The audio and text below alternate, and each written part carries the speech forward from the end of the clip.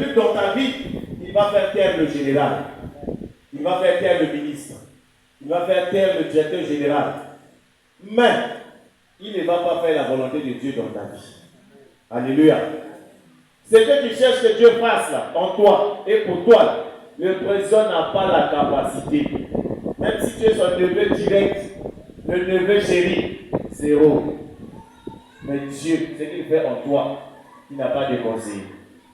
C'est ta prière qui va faire que, et l'obéissance à la parole de Dieu qui va faire que Dieu puisse faire dans ta vie. Alléluia. Alléluia. Alléluia. Il croit que Dieu, pendant cette période, va faire des bonnes choses dans sa vie. Alléluia. C'est pour cela ne manque pas et demeure dans le jeûne et la prière. Amen. Notre papa est déjà là. Notre papa est déjà là. Bien-aimé, Dieu est merveilleux. Ne regarde pas au nombre que nous sommes, mais c'est ton problème avec Dieu. Ce n'est pas mon problème avec Tony. Tony est venu avec son problème. Moi aussi, je suis venu avec mon problème. Fabien aussi a ses problèmes. Maintenant, si toi tu dis, ah, je ne peux pas venir pas là-bas, moi aussi je vais sur moi, tu vas perdre. Il est quoi? Tu vas perdre. Ton problème, c'est ton problème. Le problème de l'autre, c'est le problème de l'autre. Alléluia. Alléluia. Parfois, dans la famille de famille, il n'y a pas de sorcier. Il n'y a pas de loi établie. Rien n'a été dit pour qu'il condamne sa génération. Mais dans ta famille, peut-être la génération qui a eu des paroles de condamnation. Mais si tu suis Fabien, est-ce que tu seras délivré de ces paroles de condamnation? Jamais. Alléluia. C'est pourquoi pendant ce moment, ne dis pas que est-ce qu'un tel est là-bas. Moi, pour arriver pour un tel, ne dis pas ça. Lève-toi, viens. Alléluia. Viens. Quand tu vas venir, tu vas obéir à l'Éternel. Et l'Éternel sera au rendez-vous à tes attentes. Et il va descendre sa gloire pour te délivrer et donner ce que ton cœur désire. Acclame très bien le Seigneur. Alléluia. Sous vos acclamations, nous allons appeler notre papa.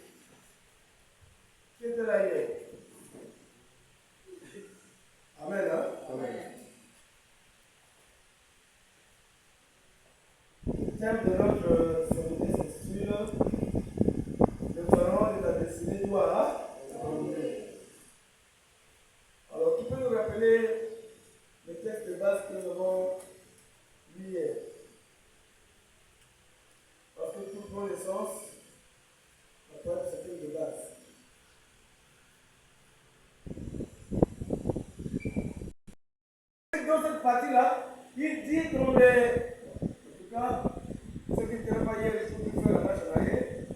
On a vu une pluie de versets parce que sinon, on va rester dans un long point et on ne va pas avancer. Alléluia. Alors, ceux qui étaient pas hier, vous pouvez voir les autres pour prendre le grand passage, connaissez parce que c'était vraiment une pluie de passage. Alors, donc, avant de commencer ce passage, on avait atterri dans Genèse 12, après le verset 1 sur le verset 2, le verset 3 comme ça, où Dieu donc appelait Abraham. Dieu appelle Abraham parce qu'Abraham venait de la Mésopotamie, de Charon. Abraham ne connaissait pas Dieu. Abraham était quelqu'un qui adorait les idoles, qui adorait les dieux étrangers.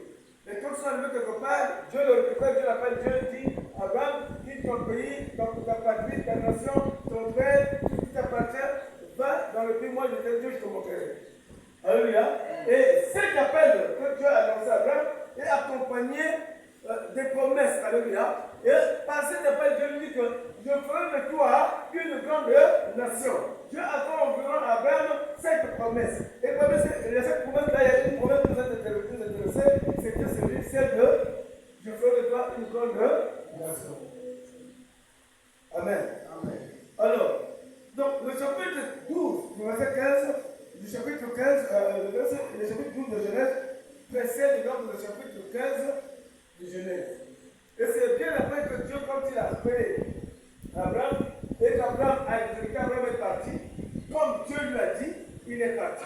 Ensuite, il y a des choses qui sont passées, ils sont restés là avec l'autre. Dieu lui avait dit que va, quitte ton pays. Il n'avait pas dit que c'était votre pays. Il a dit quitte ton pays. Abraham est parti avec l'autre. Arrivé là-bas, Dieu donc assisté une famille. Abraham est parti en Égypte et au retour, tellement qu'ils avaient. Non, l'autre.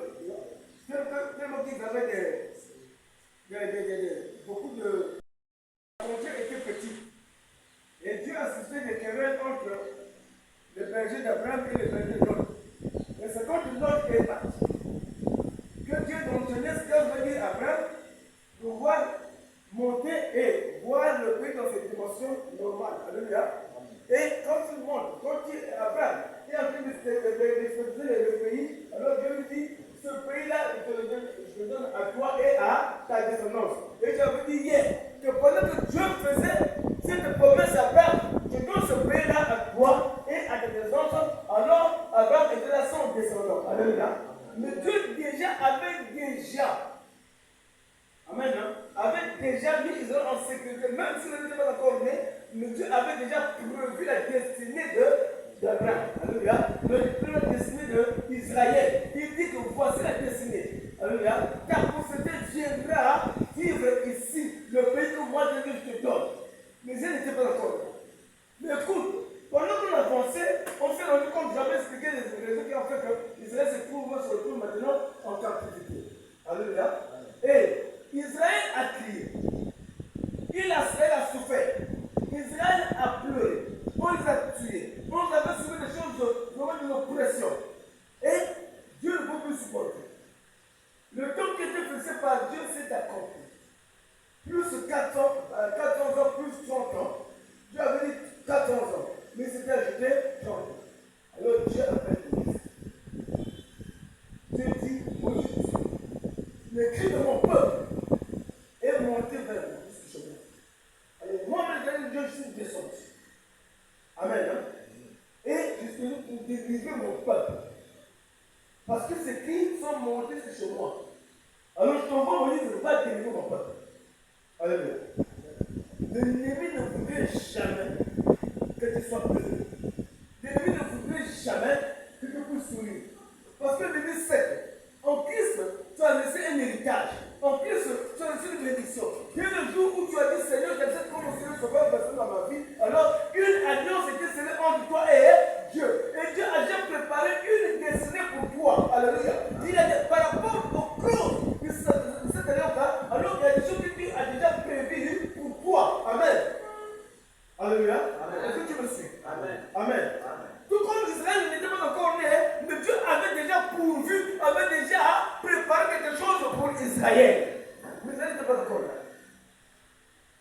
Bien sûr, Dieu dit que depuis que mon peuple est monté, un enfant de Dieu, chaque fois quand il pleure, quand il crie, quand il gêne, Dieu ne laisse pas silencieux. Dieu répond. Alléluia. Dieu entend tes cris. Dieu n'est pas, il n'est pas là pour faire la passe ou pour t'énerver, non. Dieu n'ignore pas tes cris. Mais Dieu en Christ d'élaborer un plan de sauvetage pour que puisse te mettre à l'abri afin que tu puisses jouir ce que Dieu a préparé pour toi. Pendant qu'Israël souffrait crier, Dieu voulait bien se débarrasser de ce que les Jérusalem nous faisaient subir. Mais seulement il y avait Pharaon qui les maintenait en captivité. Alors Israël, parce que pourquoi ce propre moyen, il ne pouvait pas quitter l'Égypte, il ne pouvait pas échapper à Pharaon.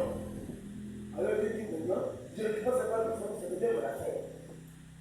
Parce que j'avais prononcé au commencement à place que ta descendance viendra dans ce lieu-là, ils vont aider ce lieu-là. C'est ici où ils vont vivre. Il faudrait que je t'invienne. Bien le Seigneur.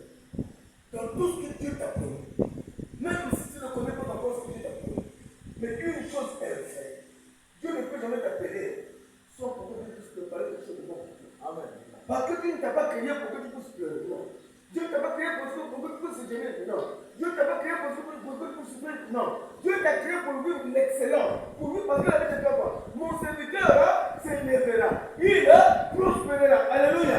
Il est de l'avant. C'est pourquoi nous avons lu dans le livre de Jérémie 29, quand il dit que je connais le projet que j'ai pour toi, sont des projets de bonheur et de malheur afin de vous donner un avenir sûr. Alléluia. Voilà ce que Dieu, la volonté de Dieu pour chaque chrétien. Mais seulement bien au Seigneur. Nous avons un pharaon qui est là. Soit c'est un pharaon de la famille qui ne veut pas que dans ta famille, donc vous allez voir, il y a des familles, les gens sont intelligents, mais ils savent se contenter là. Il ne peut pas changer le nouveau bac. Impossible. Dans d'autres fois, vous allez voir qu'il y a un gourou qui est là, qui contrôle tout ça.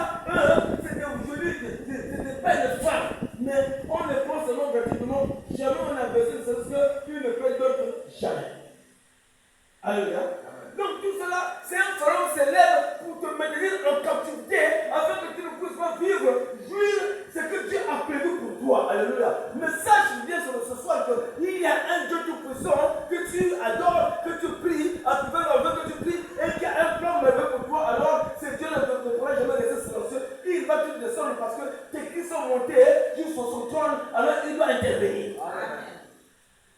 Alléluia. Amen. Alléluia. Mais, le problème c'est quoi? Quand le pharaon est là, combien de gens, combien de chrétiens aujourd'hui ont le courage, ont la force de se lever et d'affronter le pharaon là? Aussi longtemps tu vas rester assis, silencieux, tu seras là, tranquille, en train de plonger dans ton coin là, bien Seigneur, rien ne pourra changer. Ce sont tes prières qui vont faire bouger le ciel afin que Dieu puisse s'écouter et qu'il intervienne. Mais ça étonne les gens qui sont que les gens souffrent. Écoute, la plupart de chaque famille, tu fais. Amen. Mais sur chaque famille, tu fais. Ici, les gens ont des baccalauréats, les gens ont des doctorats, mais ils ne sont pas. Dans notre famille, vous allez voir que les gens sont intelligents, mais ils font jamais de baccalauréat. Ils savent sur le terrain. Là, vous allez voir qu'il y a des jolies femmes, mais jamais on les a communauté, on les prend au fait. Là, vous allez voir qu'il y a des jolies femmes, ils vont dans le foyer, mais ils peuvent faire 5 ans dans le foyer, c'est toujours par se casser. Alléluia.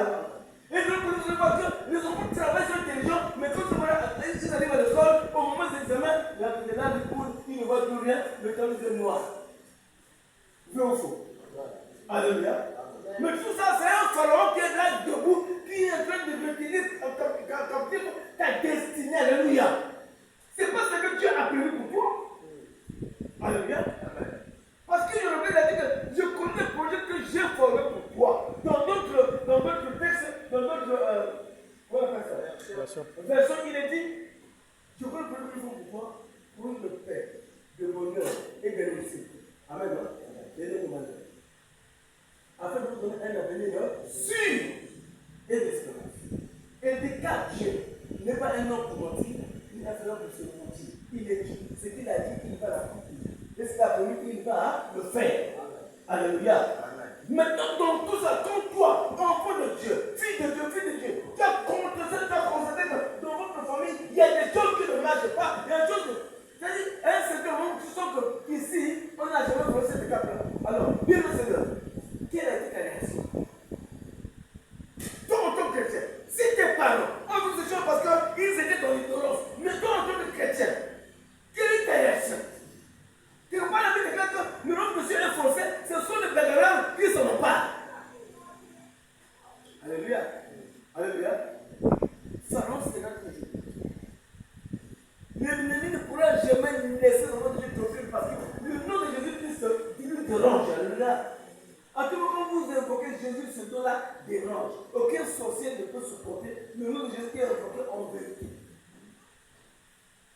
Alors, il était captif, tout comme le pharaon avait tenu captif le peuple d'Israël, il ne voulait pas que le peuple d'Israël puisse se libérer de l'Égypte. Pourquoi? Parce qu'il ne voulait que le peuple soit captif. Alors, c'est le peuple d'Israël qui est. Les pyramides qui sont là, c'est Israël qui a fait. Et maintenant, bien aimé, venons maintenant, on va contrôler tout ça.